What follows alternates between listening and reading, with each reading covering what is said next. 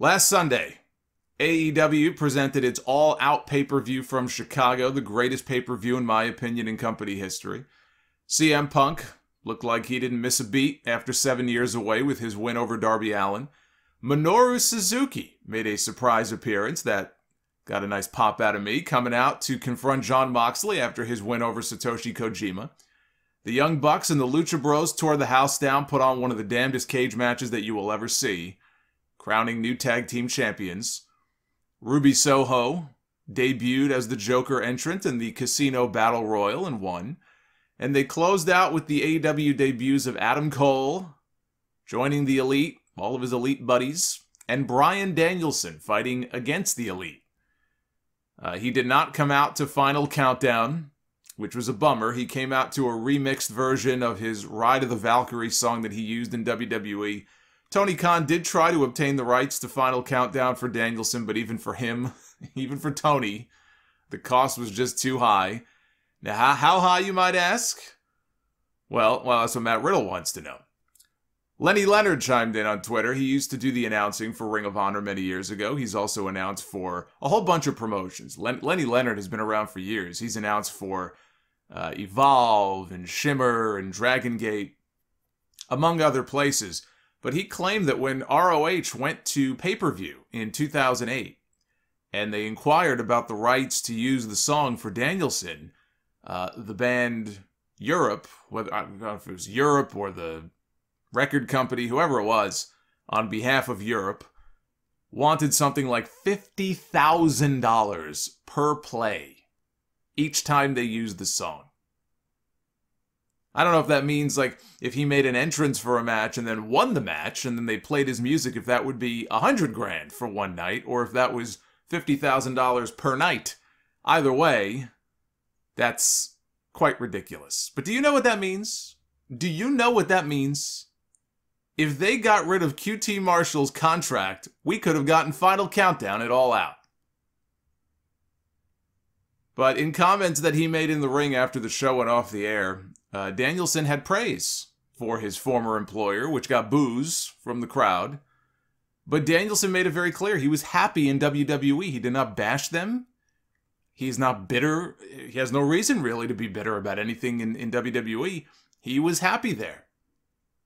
And as he said, he still chose to leave and come to AEW because he wanted a new challenge. He wanted to work with a lot of the younger talents on the roster and work other places elsewhere in the world.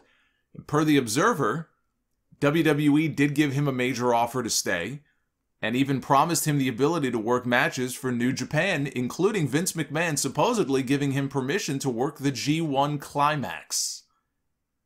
Now, I understand that Vince McMahon may not watch any wrestling outside of WWE, but Hogan and Andre, and probably others, and this is years ago, but even still, Hogan, Andre, they've worked the G1 before.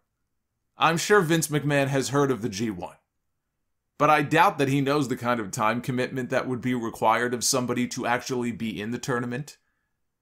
I doubt that he has any clue at all about that. But I would have loved to have been a fly on the wall for that conversation, with Bryan trying to explain to Vince McMahon how the G1 works. This year's tournament, especially the bracket, it looks pretty lame, to be honest with you. But next year, the idea of Bryan, and maybe even Punk, being in the G1 is pretty fucking cool.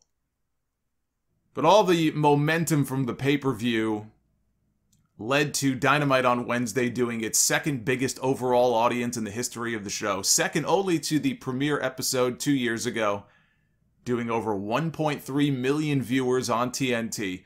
The high point was 1.5 million for the segment with the Elite, Adam Cole and Bryan Danielson, in the 18 to 49 demo that everybody talks about. And when you see those charts each week from Showbuzz Daily, and it's very cool. I'm glad that site is back up and running. That chart that you see, that color chart with the rankings of the top 50 or top 100, whatever it is, that's not the overall chart. If you look, that's the 18 to 49 chart. That's what they issue. That's what they put out each week. The show is up 40% from the week before, and for the very first time, it topped what Monday Night Raw did this week in the same demo. Now, it was only 3,000 viewers more. I think it was the difference between 681,000 and 678,000. But still, happened a lot faster than I thought it would. I said this on Twitter, and then I muted all my responses because there's just too many brain-dead WWE apologists cluttering my timeline, so I just let them argue amongst themselves. But I made a very non-controversial statement, I thought. But that didn't stop the WWE stans from losing their minds. But it is true. I said Dynamite pulling 1.3 million viewers and topping what Raw did in the key demo is impressive. But this week, they probably won't top what Raw does in the demo. And they probably won't do 1.3 million viewers again. Ratings go up, ratings go down. There's peaks and valleys. That goes for both companies. The key takeaway from all of this is less so the actual number this week. The key takeaway is that 3 years ago, this company didn't even exist. It was a thought. It was an idea. It did not exist. AEW was only 2 years old. And here they are putting up numbers like that. That is the real story here. That is what I find more impressive than any single number up to this point that they have done. When Impact did 2 million viewers for that one episode in 2010 when they debuted Hulk Hogan and Ric Flair and Eric Bischoff all on the same night, that was the January 4th show. I remember it because it went head-to-head with Bret Hart's return on Raw. But that night, TNA, on that show, they pulled in just shy of 3 million viewers for that one 15-minute segment where Hogan walked out. That was the peak. But they had already been around for about 8 years by that point. And after that, they plummeted. I mean, they never saw numbers like that ever again. They never even came close to seeing numbers like that ever again. Now, of course, TNA never did the kind of pay-per-view numbers that AEW has been doing. Tony Khan said on Busted Open on Friday morning that All Out was their biggest pay-per-view ever, which I think going in, a lot of us suspected it would be. I said it would be disappointing if it wasn't, given what was being promoted, and Punk's first match in 7 years. It would have been disappointing to find out that this wasn't the most purchased pay-per-view in the history of the company.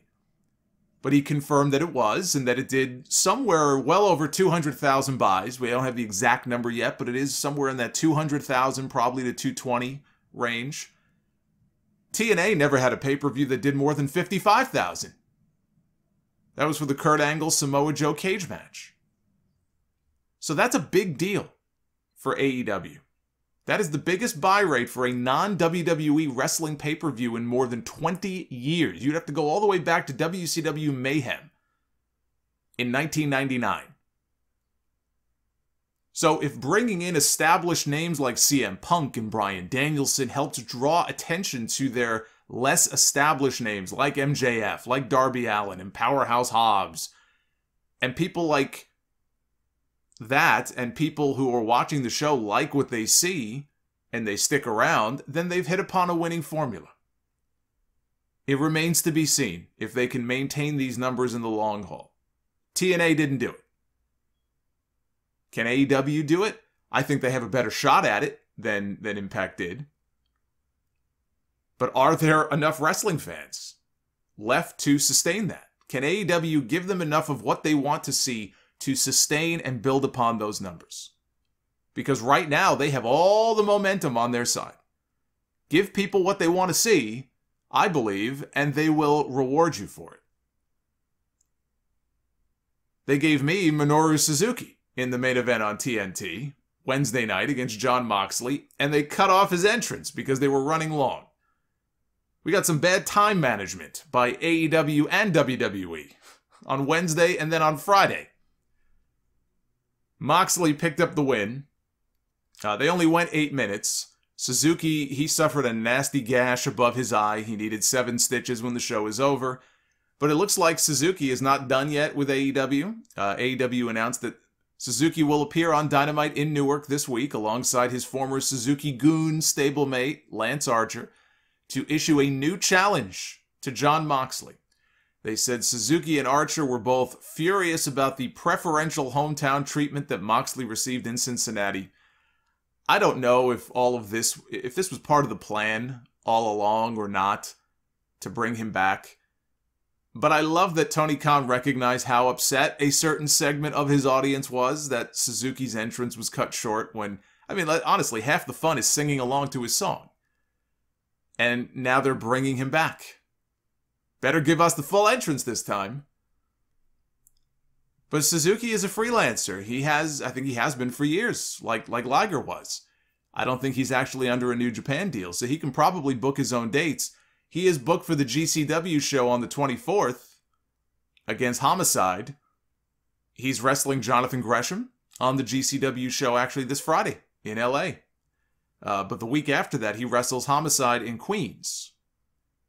And that is only 2 days after the Arthur Ashe show. Also, in Queens, which just passed 18,000 tickets sold, by the way. I was thinking, before yesterday, that it could be Moxley and Homicide against Archer and Suzuki on the 22nd, but that's only because I figured that night they were going to have Eddie Kingston challenge Miro again for the TNT title. But at the AEW Dark tapings at Universal Studios yesterday, they did their first tapings at Universal this weekend. Kingston threw out the challenge himself. It's going to be Eddie Kingston and Jon Moxley against Lance Archer and Minoru Suzuki in New York. That looks to be the match. They also could have done Archer and Suzuki as babyfaces against Dan Lambert's men, Ethan Page and Scorpio Sky. Given Archer's issues with them in the past, they could have gone down that road, but it looks like it's going to be Kingston and Mox against Suzuki and Archer.